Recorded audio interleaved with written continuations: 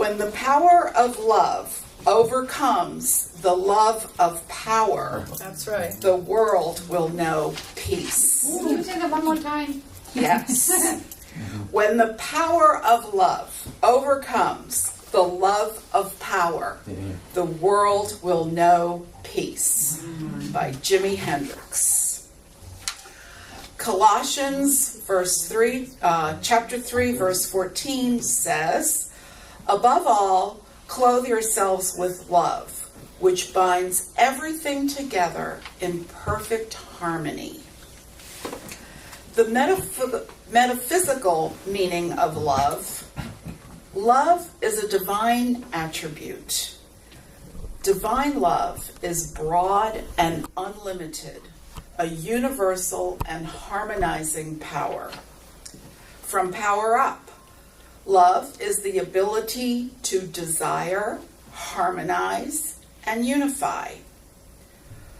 Paulo Coelho said, "So, I love you because the entire universe conspired to help me find you." Wow. Wow. And Sharon Salzberg said, "You yourself, as much as anybody in the entire universe, deserve your love and affection." And now Kathleen will bless us with our lesson on love. Okay. Wow, what a service so far, right? I haven't done anything. Oh, wow. This is great. I love it. We are very glad to see you all here. The place is filling up, and it's so exciting. Most of you know this is new for us. We haven't been here for very long. Our first service, I think, was here on September 30th. And look at how far we've come. Yes. Just amazing, right? Amen. And it's because of the love in each and every single person who gave something, right? I had some people come to me and say to me at different times that they were sorry they couldn't do this, or they were sorry they couldn't do that. And what I want to express here today, if you leave here with nothing else, remember this: your consciousness of love contributed to this move and to this space and time just as much as if somebody came here and lugged boxes in, or if somebody, Joe, our friend Joe, was moving. We had him moving so many different things because he was the only strong guy around at the time.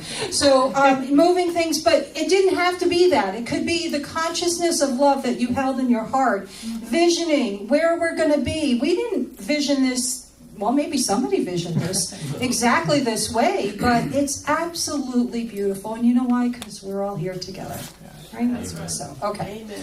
All right. So it is the fourth Sunday of Advent. And if you have figured out anything about me by now, since I've been here since July 1st, it's that I don't really do too many things conventionally or traditionally, right? But this is the fourth Sunday of Advent, and the theme is love. We did hope, and then we did joy, and then we did peace last week, and now we're talking about love today.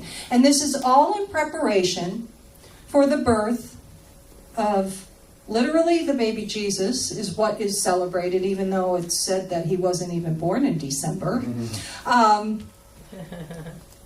But figuratively speaking, metaphysically speaking, this is about the birth of the Christ presence within us. Amen. The rebirth. It's always there. It's always been there. But it's the rebirth of the Christ presence, right? It's a preparation time. How exciting. I will tell you, I grew up in a traditional church. We never heard about the excitement that this really affected me in any way, shape, or form. I just thought it was Jesus' birthday. You know?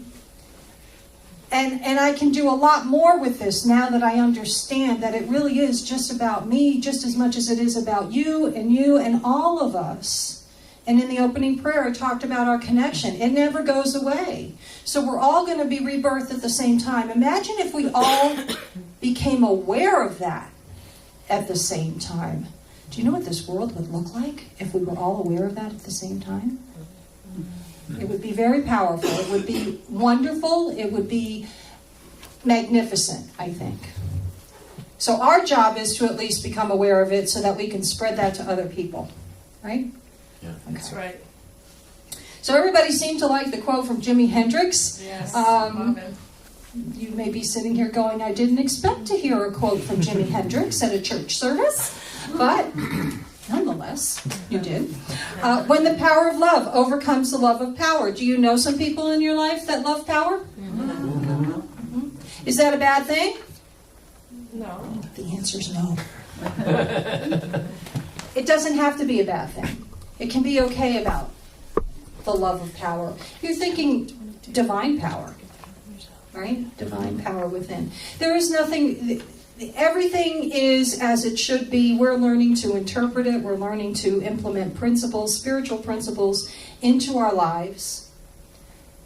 And I don't want to leave here with anyone thinking that we judge people who love power. I don't want to, that's not the message I'm trying to give. They're not wrong. It's not my place to even make a judgment about it at all, to be honest with you. But if they were focused on the power of love, while they were loving power, maybe that would work, right? Yeah. Okay.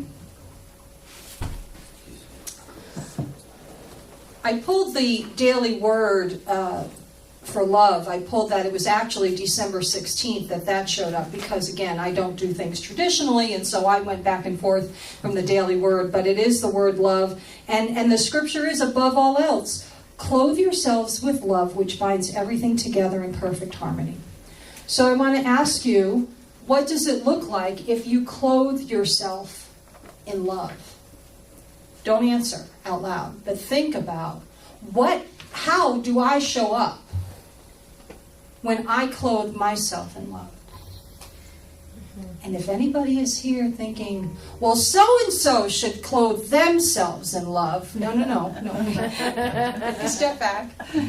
It's how do I show up when I clothe myself? Sometimes it's me answering the phone when I know it's somebody who's got a challenge and I'm really not sure I want to take the time to listen, but I pick up the phone anyway. And I help. And I just listen. Right? Rather than saying, no, I'm too busy. I can't do it now. I got to do it later. And sometimes that's how clothing myself in love, that's what it looks like. What could it look like? It could look like all sorts of things, right? Helping my neighbor, helping a coworker. They still think I'm weird at work. Because I go to work and I'm happy and they don't understand that. I just love it. My boss continues to refer to me as a breath of fresh air because they just don't know what to do with somebody who's smiling. That's actually my way of showing up as love. I don't have to come out and scare them away by saying, oh, I love you. No, that would not go over well. But they get it anyway. You know, I give it. Love is all we need. Right? Amen. Yeah. Okay. So one of the, I think it was in the Daily Word, Thomas Merton is quoted as saying, love is an intensification of life. What do you think about that? Intensification of life. Would that make sense to you? Today is an intensification of life. Today, the energy. Yes, yes. This is a lot of energy. Yeah, absolutely. Everybody's in the Christmas spirit. We're in a great mood. We've had wonderful music. It's, you know, we've participated. We've had our fitness program for the day. Later on, you'll do your push-ups and your jumping jacks, right? But it is. Love is intense, right? And when I'm talking about love, I'm not necessarily talking about romantic love, although that can be a part of the equation, okay? But we're talking about even a greater level of love, that universal love. We're united. So what if we lived in harmony together? Harmony. That was one of the words I tuned into right away when I was taking classes to become a licensed Unity teacher. That was one of the words, harmony. I don't know about you, but I can tell you when I was growing up in New York City, harmony was not in my vocabulary. I just never heard it. I didn't hear it at church. I didn't hear it at home. I didn't hear it, in the workplace when I worked in Manhattan. I moved to Florida. I didn't hear it there either. So harmony. I love the thought of harmony, especially now, especially in today's world. The news. When I turn it on and I quickly turn it off again because I can't look at it. But I'm not going to ignore it, okay? I am going to keep abreast of what's going on. I'm going to try and keep up to date, but I am not going to linger. I'm just not going to do it. But when I feel overwhelmed by the news that I see, I am going to beam love at the people that annoy me the most. Amen. That's right. I am going to beam love at the people that anger me the most. I am going to beam love at the people that seem to bring up rage within me. I know it's hard to believe. I get it. It's when I need to beam love the most is when I'm feeling that real intense anger of how can my friend on Facebook post this? Right? And it doesn't necessarily have to be about politics, although it is a lot, but it doesn't have to be. It can be about anything. I know way too much about my friends on Facebook now. More than I would like to at times. And then other times, I want to know more because I want to keep up with what's going on. Many of you know our music director had a baby recently, and the baby has a lot of health challenges, and yet Facebook is my way of keeping in touch completely and absolutely, knowing what's going on, getting the updates, finding out how Shannon and Dave are doing as they're trying to parent this little baby along with 6 other children, right?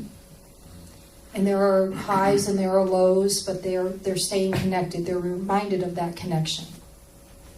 So it's a bigger picture of the love that can be expressed on Facebook as well. But my point is that when I feel myself reacting to another person in a negative manner, that's when I know I need to beam love the most. And it's not always easy. Not always easy. I told you I was married 3 times. I was divorced 3 times. Not always easy. They were all wonderful in their own way. Okay, so I want to read to you something from truthunity.net. This is one of those websites that you can go to and get lost in. It is a conglomeration of all of the Fillmore writings and then other Unity teachers' writings. There is an archivist there named Mark Hicks. He started this website, and he's pulling everything together and annotating Bible verses, etc. It's a huge website. But about love, it says, by establishing ourselves in the consciousness of divine love and expressing that love at all times, we are helped to fulfill the command, love your enemies, do good to them that hate you, bless them that curse you, pray for them that despitefully use you. Wow. Ooh. Yep. That's right. It's all about the consciousness of divine love. There isn't a person in this room that can't do that. You may feel like you don't want to at any given moment, and that's when you need to embrace your humanness. That's when you need to understand that we are having a human experience in the middle of all of this. We may be spiritual beings, but we are having a human experience. And so if I have a human emotion, I don't beat myself up for it. If I make a human mistake, I don't beat myself up for it too long. That's right. You gotta love yourself too. It's hard. It's not always easy to look at our failures as well as our mistakes, right? Been there, done that many, many times over. Sorry to break the news to you, you did not get a perfect person as your spiritual leader. It just didn't happen. Newsflash. In the book Christian Healing, Charles Fillmore says, love in divine mind is the idea of universal unity Say that again. Love in divine mind, divine mind is another word we use for God. Okay? Love in divine mind is the idea of universal unity. In expression, love is the power that joins and binds in divine harmony the universe and everything in it. Folks, we can't get away from it. It's about the universe, it's about binding, it's about harmony, and you cannot pick and choose who you get to be connected to, because you're already connected. You know? That coworker that just drives you a little bit crazy every day. Mm-hmm. You're connected. That's right. It's the truth. I started asking myself questions of people instead of getting angry at them. If something really came up for me, I would wonder, I wonder how they got to this place where they feel this angry about something, or they feel this hurt about something. I wonder what their story is. And then I would remind myself that I do not have all the facts. That's right. Okay? And that's a very important thing for you. Even if it is your best friend who you think you know better than anything else, you still don't have all the facts. Because even if they shared every bit with you, you don't know how their process is working inside their mind with their perception. So I remind myself, I don't have all the facts. I don't know how they got there. And they don't know how I got to this point, right? Although I'm pretty much an open book, so, you know. So it's interesting. We can come up with these little tools to help us. Roselle. They often don't know how they got there themselves. Right. Right. How many times have we not known how we got somewhere? Mm-hmm. Right? I can't tell you how many times I've sat there and go, now how did this happen to me again? 3 marriages. Just kidding. No, really though, you sometimes we have to repeat something over and over again several times or many times till we really are willing to grasp the lesson. Because everything is really a lesson. Yes. Hate to tell you. And I moved to Florida to run away from lessons. Guess what? They followed me there. That's right. They did. I learned later on it was called a geographical cure. I didn't know that at the time. I just thought the palm trees were going to fix me. I can relate. I can relate. Okay. This woman named Winifred Hausman, who I found on truthunity.net. I'm telling you, if you go to that website, it's like you'll go down a rabbit hole, you'll never come out again. I was in it for hours. Love is the key to what Charles Fillmore called supermind power. Love is the key to what Charles Fillmore called supermind power. The insight and understanding that goes beyond human reasoning and intellectual study into the intangible universe. Big stuff. She referred to Charles as one of the great philosophers of the 20th century, and I would tend to agree with that. For those of you who are new to Unity, Charles Fillmore is one of the co-founders. He and his wife Myrtle founded Unity of Fort Myers. That might be God calling, who knows? It's love calling. Love calling, love. Capital L. Leave a message. I'll get back there. So just to finish up with a couple of other quotes that I found on love, because I think all of them just say a little bit something different about love, but they all kind of tie in together. Sharon Salzberg said, "You yourself, as much as anybody in the entire universe, deserve your love and attention. And affection. I would like to know how many of you struggle with loving yourself from time to time." Yeah. That is the hardest one. So here's what I'm going to share with you on this, okay? When I am working with somebody, whether it's on a Unity spirituality level or I'm a life coach, so if I'm coaching somebody or if it's just a friend, if they come to me with these challenges, I'm going to ask them, what would you tell me if I came to you with this situation? And they would give me the whole laydown of what I'm supposed to do. They would just I would tell you to go home and read this. And then I would tell you to pick up the phone and call. And I go, okay, so go home and go look in the mirror and tell you.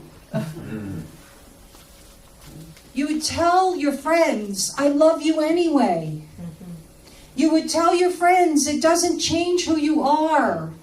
You may need to fix something, but you're still divine. And I know all of you here for the most part, and I know that all of you would be supportive of your friends. You would, oh no, you're fine. Don't worry about it. It's okay. Now go home and look yourselves in the mirror and do the same thing, please. Because you deserve it. The funny thing about this human experience is that we can look at each other and we can see, like I can see Jason's growth or I can see Mary's growth, right? But I can't see my own as quickly as I can see yours. Right? I have a lot of friends in recovery from addiction.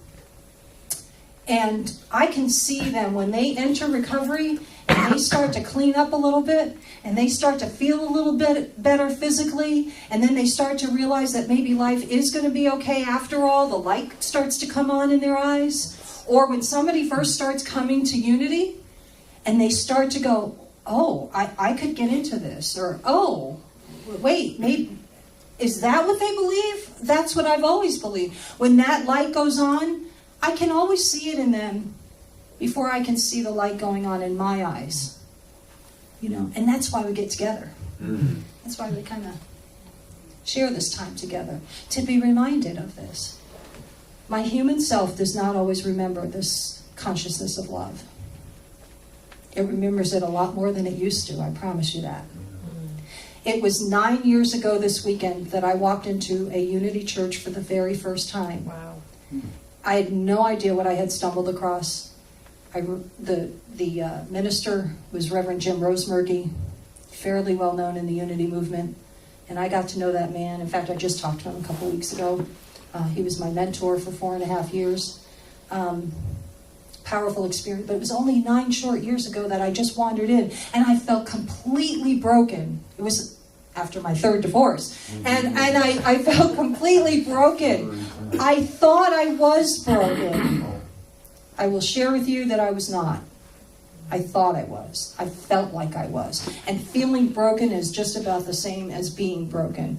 But the thing I found out in Unity after going to classes and listening to different ministers, etc., is I can't ever be broken. Nothing can break that divine core within me. Nothing. Absolutely nothing. And the same is true for all of us. I am not special. We're all in this together. Amen. Which brings me to that final quote. So, I love you because the entire universe conspired to help me find you. Right? Isn't it perfect? Yeah. Mm-hmm. Whatever has happened in our lives to get us to this moment of sitting here and standing here in this room today, that was the universe conspiring for this. Every challenge I had, every roadblock that seemed to come up, every decision that I made that I ended up looking back on thinking it was the wrong decision, guess what? It was not. Because had the decision been different, I wouldn't be here right now. I believe everything had to happen as it did in order for me to get here. Yes, that's right.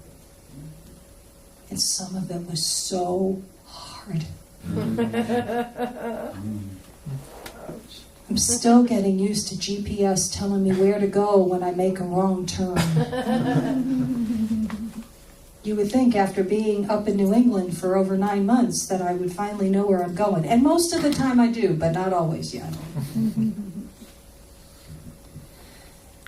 My friends, I do love you because the universe conspired for me, for us, to be together.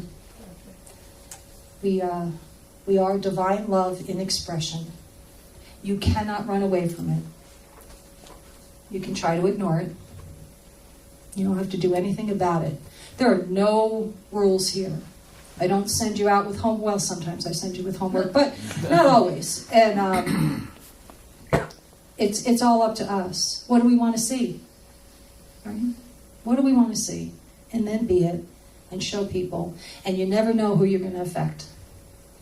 You may not get the feedback, but you will be touching other people.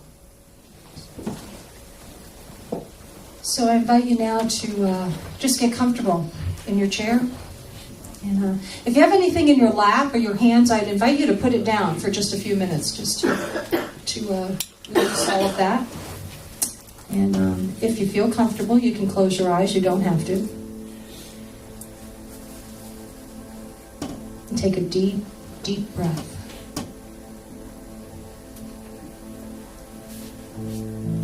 With each breath that you take, relax into the chair even more.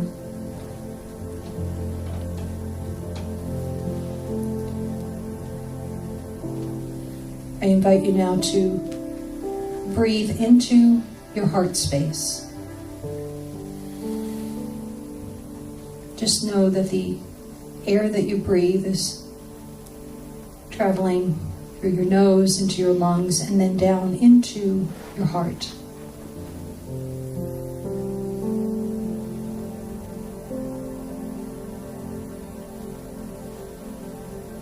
The heart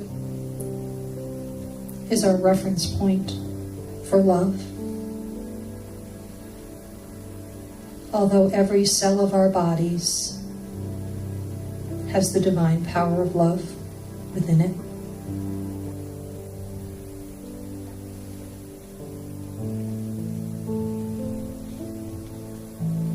We focus now on the power of divine love.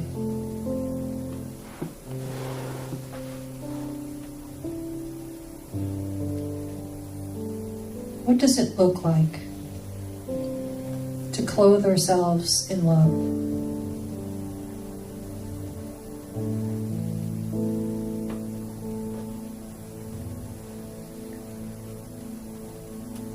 What does life look like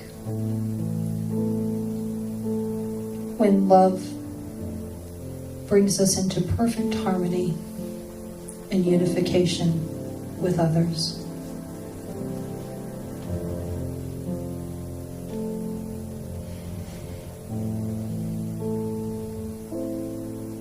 Take these thoughts now into the silence.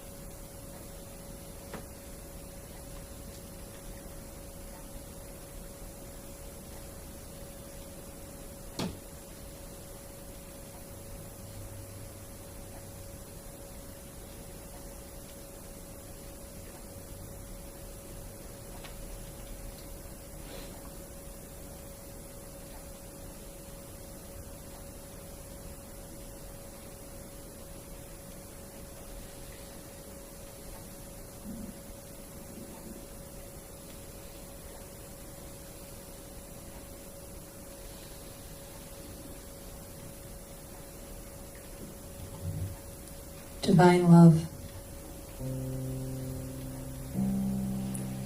It is the core of my nature. Divine love runs throughout my body.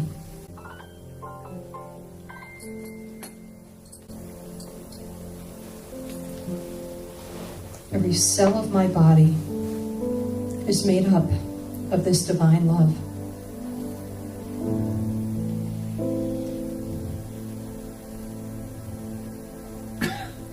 That is a fact.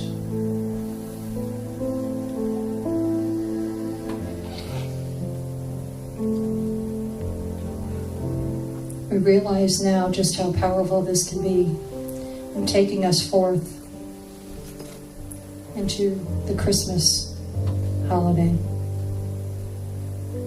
The remembrance that we are reborn again, that the Christ presence within us is new and alive and fresh and within us.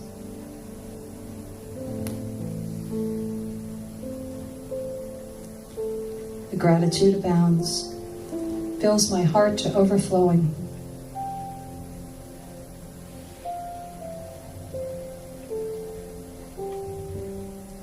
invite you now to take a couple of deep breaths. Bring yourself back to this place and time. When you're comfortable, you may open your eyes. Know that love is the intensification of life. Love is within us all. Divine love. The best love there can be. And so it is. Amen.